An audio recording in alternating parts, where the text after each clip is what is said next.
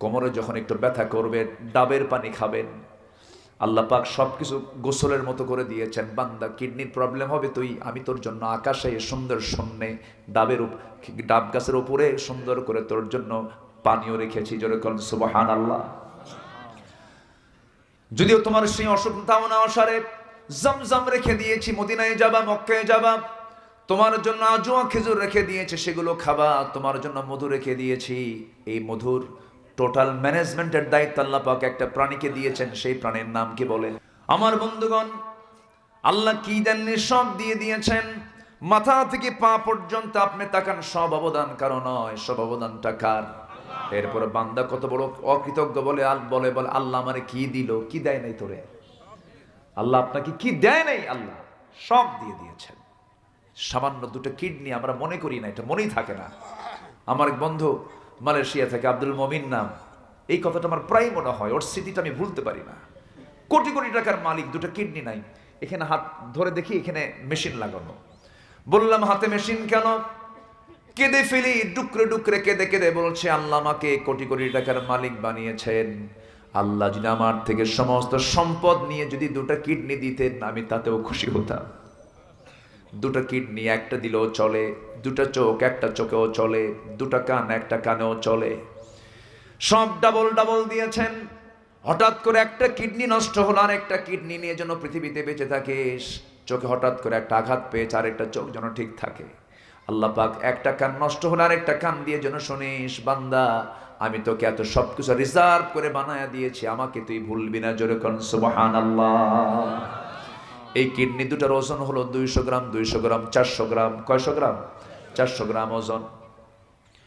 আল্লাহ দিলেন 400 গ্রামের কিডনি দুটা। আর যার কিডনি নষ্ট হয়ে যায়, ওই বন্ধুটা চলে যায় সপ্তাহে 4 দিন হসপিটালে যায়, ডায়ালিসিস মেশিনের সামনে গিয়ে বসে, রক্তটা ফাটায় ফেলতে হয়, ডায়ালিসিস করতে হয়। সেই ডায়ালিসিস মেশিনটার ওজন গোটা দুনিয়া জুড়ে সব মেশিনগুলোর ওজন হলো প্রায় 100 কেজি। 100 কেজি যা কিডনির কাজ করে, কিছু কাজ করে দেয়, কিছু সাপোর্ট করে। দুনিয়ার মানুষ কিডনির বিকল্প ডায়ালিসিস মেশিন বানালো 100 কেজি দিয়া, আর আল্লাহ দিলেন 200 গ্রাম দিয়ে। 200 গ্রামেরটাই বেশি পারফেক্ট। যেরকম সুবহানাল্লাহ। যদি এমনটা হতো, বান্দা তোর আমি দুনিয়ায় পাঠায় দিলাম, মার পেট থেকে দুনিয়াতে আসার 6 বছর পর তুই কিডনি পাবি, আসমান থেকে নাজিল করব 100 কেজি, 100 কেজি, 200 কেজি। রসুনের বস্তা নিবেন না, কিডনির বস্তা নিবেন? বলেন কত বড় বেকায়দা হয়ে যেত। সব ব্যবসা বন্ধ হয়ে যেত, কিডনি নিয়েই চলতে জীবন শেষ হয়ে যেত। কিন্তু আমার মনেই নাই, কিডনি দুটো এখানে আছে। আল্লাহ রাব্বুল আলামিন সব দিয়েছেন। কোমরে যখন একটু ব্যথা করবে ডাবের পানি খাবেন। আল্লাহ পাক সবকিছু গোসলের মতো করে দিয়েছেন। বান্দা কিডনির প্রবলেম হবে, আমি তোর জন্য আকাশে সুন্দর শূন্যে ডাব গাছের উপরে সুন্দর করে তোর জন্য পানিও রেখেছি। জোরে বলেন সুবহানাল্লাহ। যদিও তোমার সেই অসুখ তাও না অসারে জমজম রেখে দিয়েছি, মদিনায় যাবা মক্কায় যাবা তোমার জন্য আজওয়া খেজুর রেখে দিয়েছে, সেগুলো খাবা। তোমার জন্য মধু রেখে দিয়েছি, এই মধুর টোটাল ম্যানেজমেন্টের দায়িত্ব আল্লাহ পাক একটা প্রাণীকে দিয়েছেন। সেই প্রাণীর নাম কি বলে? মানুষকে দিলেন না কেন বলেন? বলেন আল্লাহ তো মধুকে মানুষকে দিতে পারতেন, তোরা বানা দেননি মানুষ। আল্লাহ জানেন সেই বান্দা কত বড় সিটার। কি কথা বোঝেন নাই? ভালো মধু নিয়ে এসে বনপাড়ার মিষ্টির দোকান থেকে শিরার মধ্যে ঢুকায় দেয়। বলেন আমরা এত খারাপ, ভালো হবটা কোন দিন? আমরা বলেন ভেজাল ছাড়া বুঝি না কিছু। অথচ 1 পাউন্ড মধুতে 1 পাউন্ড মধু যে তৈরি করে প্রস্তুত করে মৌমাছি, প্রায় 20 লক্ষ কিলোমিটার তাকে জার্নি করতে হয়। 20 লক্ষ কিলোমিটার জার্নি করতে হয় 500 মৌমাছিকে। একটা জরিপে আসছে। তাহলে এই যে তাকে রান করতে হয়, ফুলে ফুলে পড়তে হয়, ফলে পড়তে হয়, যেটা একবার পরে কোনো মৌ ওটা তার দ্বিতীয়বার কেউ পড়ে না।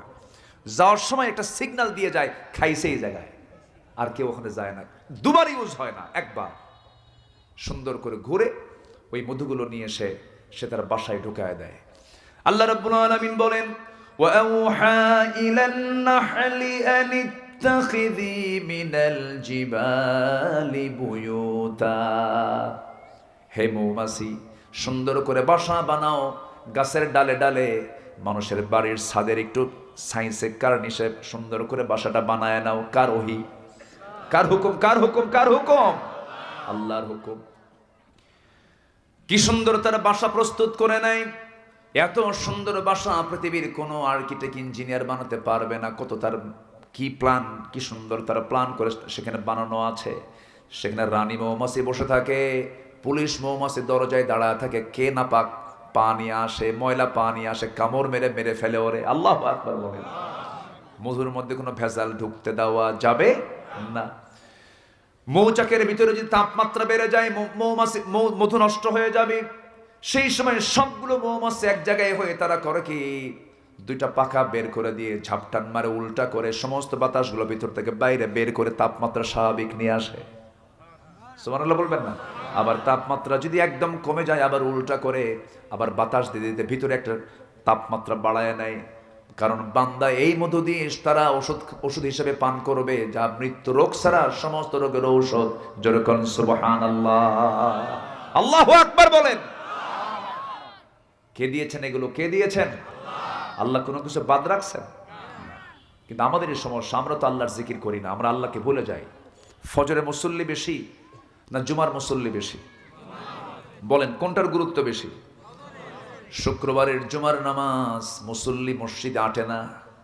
নতুন কিছু মুসল্লি জুমার সময় আসে, 7 দিন তাদের কোনো খবর নাই। মসমসা লুঙ্গি আর খদ্দরের পাঞ্জাবি আর মোষ 1.5 ইঞ্চি মোটা হাইব্রিড জাতের মোষ, ঠোঁটটাও কালো, মোষও কালো, 2 কালো মহা কালো।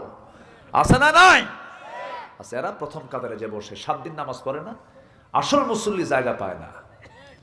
সম্মানিত ভাইয়েরা, এটার নাম জিকির নয়। জিকির করব আমরা একদিন না সব দিন? একবার না 12 বার? নামাজ পড়বো একবার না 5 বার? 5 বার। জোরে বলি ইনশাআল্লাহ। আমরা সফলতা চাই না ব্যর্থতা চাই? আমরা সফলতার সূত্র খুঁজে বের করব কার পরামর্শ নিয়ে? আসুন, সফলতার শর্তগুলো কি আমরা একটা একটা করে আজকে শুনে যাব। জোরে বলি ইনশাআল্লাহ। জি, সফলতার 1 নম্বর শর্ত হচ্ছে নেক আমল সহ আমরা ঈমান আনবো। জোরে বলি ইনশাআল্লাহ। অনেক কথা, কষ্ট পাচ্ছেন না তো আপনারা? দুপুরে খাইছেন না? তাহলেই করেন, খাবারের ব্যবস্থা করেন। খাবার খেয়ে আসছেন তো সবাই? আমি কিন্তু খাবারের সুযোগটাও পাইনি। এখানে এসেই আমি রাস্তায় নামাজ পড়ে বলল, হুজুর কোনো কায়দা নাই, দেরি হয়ে গেছে, মঞ্চে উঠতে হবে। বললাম ঠিক আছে। 2-3টে খেজুর ছিল গাড়িতে, আমরা আবার একটা রিজার্ভ রাখি কিছু, কারণ বেকায়দা থাকে তো। তো রসুলের সুন্নাহ কি খাওয়া বলেন তো? খেজুর খেতেন রসুল বেশি। তো আমাদের কাছে কিছু না থাকলেও 2-1টা এরকম রাখি। 2-3টা খেজুর খেয়ে, আসলে খেয়ে তো মানুষের অসুস্থতা বাড়ে, না খাইলেই ভালো থাকে। ডাক্তাররা খাইতে বলে না কম খাইতে বলে? কম খাইতে বলে, কিন্তু আমাদের তো হুঁশ থাকে না। যখন খাইতে বসে 4 আঙ্গুল কপাল বাঁধা সব পেট বানায় ফেলে, এরপরে তার মনে করেন দুনিয়ার গ্যাস। এমনি গ্যাসের সংকট, কিন্তু বান্দার পেটে কোনো গ্যাসের সংকট নাই, এত গ্যাস। জি, অনেক শুকরিয়া। তাহলে সফল হওয়ার জন্য 1 নম্বর কাজ হলো আমরা নেক আমল সহ ঈমান আনবো। জোরে বলি ইনশাআল্লাহ। আর জোরে বলি ইনশাআল্লাহ। কি আমার কথা কি বুঝতেছেন আপনারা? জি, সম্মানিত ভাইয়েরা, অনেক কথাই থাকে, কথা প্রসঙ্গে কত কথা চলে আসে। আল্লাহ পাক আমল করার তৌফিক দান করুন। নাম্বার 4 হলো আমরা তাকওয়া অর্জন করব।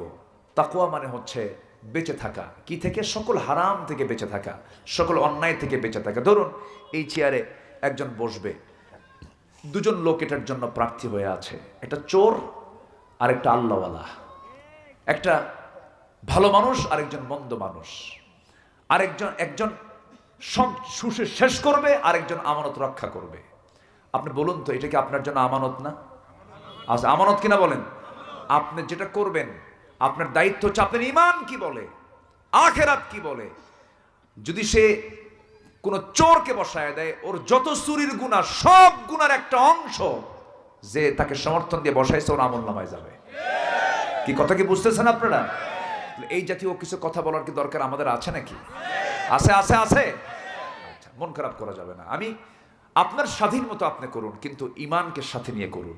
আল্লাহ বোঝার তৌফিক দান করুন। আমাদেরকে অনেক জায়গায় বলে, হুজুর এমন ওয়াজ করবেন শুধু আকাশ দিয়ে যাবেন আর কবর দিয়ে যাবেন, দুনিয়া দরকার নাই।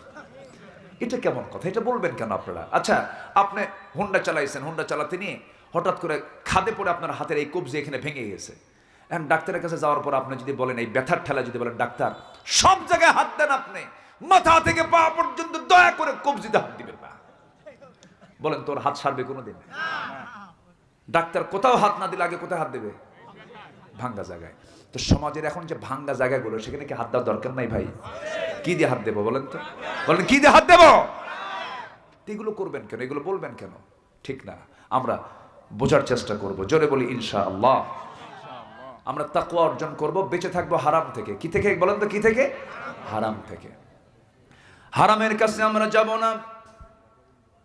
সাইয়েদনা ওমর ফারুক রাদিয়াল্লাহু তাআলা আনহু অর্ধ দুনিয়ার শাসনকর্তা, রোম পারস্য থরথর করে তার নামটা শুনলে কাঁপতো। এত বড় একজন দাপটের নেতা ছিলেন, বিশ্ব জাহান শাসন করেছেন।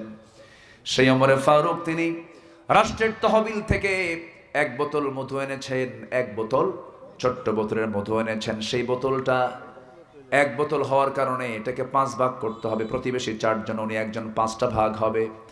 স্ত্রীর কাছে এসে বলছেন, স্ত্রী রাষ্ট্র থেকে এই মধুর বোতল পেয়েছি, এটাকে 5 ভাগে ভাগ করো। 1 মিনিট যেতে না যেতেই বলছেন, আমার স্ত্রী সিদ্ধান্ত চেঞ্জ করেছে, তোমাকে ভাগ করতে দেব না, অন্য কেউ ভাগ করবে, দাও আমাকে বোতল। বলেন তো আমার আপনার বউয়ের সঙ্গে এমন আচরণ করলে কি হতে পারে বলেন? ভাবসাব দেখে মনে হচ্ছে আপনাদের সবার বউ মনে হয় রাবিয়া বস্রির মতো লাগবেই, কম বেশি হবে তো। তুমি আমারে বিশ্বাস করো, 39 বছরের সংসার তুমি শেষ করে দিলে, আজকে সব শেষ। কিন্তু ওমর ফারুকের স্ত্রী তা বললেন না, একটু মনক্ষুণ্ণ হলেন, কোনো শব্দ চয়ন করলেন না। একটা মাথায় রাখবেন, আমার মায়েরা যারা মাহফিল শুনছেন, আল্লাহর কসম, আল্লাহর কসম, আল্লাহর কসম, স্বামীর আনুগত্য ছাড়া আপনি জান্নাতের ঘ্রাণটা পর্যন্ত আপনি পাবেন না। আসতে কোন কেন? এটা বড় কন্ডিশন। এটা স্বামীর বৈধ আনুগত্য, এটা ফরজ। এটা কি? ফরজ। আপনি জানেন একটা স্বামীর দাম কত? হয়তো মনে মনে আমার মায়েরা বলতেছে, হুজুর আপনি তো ওই কাতারের লোক, এই জন্য বলতেছেন। না, আমি ওই কাতারের জন্য বলছি না মা, ওই কাতারের জন্য বলছি না। আজকে যে অবাধ্যতা, এই অবাধ্যতাই হচ্ছে জাহান্নামে যাওয়ার 1 নম্বর কারণ। আনুগত্য থাকতে হবে তো, আনুগত্য ছাড়া ইসলাম থাকে না। তার বউ স্বামীকে মানবে না, স্বামী বউকে মানবে? বলেন কে কার অনুগত হবে? বলেন বলেন বলেন, ইমামটা কে হবে, বউ না স্বামী? 6 মাস ইমাম স্বামী থাকবে আর 6 মাস ইমাম বউ থাকবে, এরকম নাকি? না, আল্লাহ পাক এটা করে দিয়েছেন। জি আচ্ছা, আমি কথাটা শেষ করি। আর আজকে প্রয়োজন আসর নামাজ হবে না, জান যা আছে কথা। আমি ওয়াজের ঝুঁকিতে, আমি ওয়াজের মানে আপনাদের মুখ থেকে, আপনাদের কারণে আমার মুখ থেকে শুধু ওয়াজই বের হচ্ছে আজকে। বসে নামাজের সময় আছে তো, একটু পরে, একটু পরে। আপনারা আসেন না? আপনারা আসেন না? আপনারা এই থেকে এত সুন্দর মানুষ শুনতেছে কথা, আপনি কি প্যাঁচ লাগাই দিলেন? আপনি বসেন, আপনারা বলি আলহামদুলিল্লাহ বলেন। দেখেন আসর নামাজ পড়বে না, দেখেন আসর নামাজ তো পড়বো, আমরা পড়বো, হ্যাঁ একটু পরে পড়ি, একটু পরে পড়ি। কেউ দয়া করে ফতুয়া দিবেন না যে হুজুর এমন হুজুর আনছো নামাজ বাদ দিয়ে ওয়াজ করে, এরকম আছে। মানে আমাদের দোষের তো শেষ নাই। মা কলা দে, সিলে কলা দিছে, খাবো না, সিলে দিলে খেয়ে, সব দিকেই দোষ। জোরে হাঁটলে কয় দাওয়াত আছে, আসতে গেলে কয় খাওয়া বেশি হয়ে গেছে। সম্মানিত ভাইয়েরা, তো সাইয়েদনা ওমর ফারুক রাদিয়াল্লাহু আনহু তিনি কি করলেন? তিনি বোতলটা নিয়ে প্রতিবেশীর কাছে গেলেন, গিয়ে বললেন এই মধুটা 5টা ভাগ করো। কয়টা ভাগ?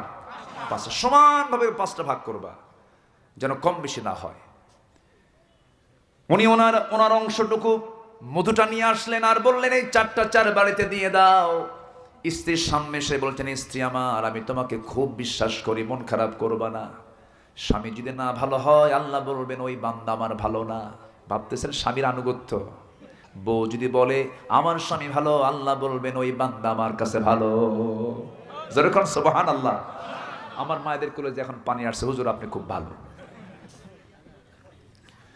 সার্টিফিকেট দেবে স্ত্রী স্বামীর, স্বামী তার স্ত্রী সার্টিফিকেট দেবে, হুন্না লিবাসুল লাকুম ওয়া আনতুম লিবাসুল লাহুন্না।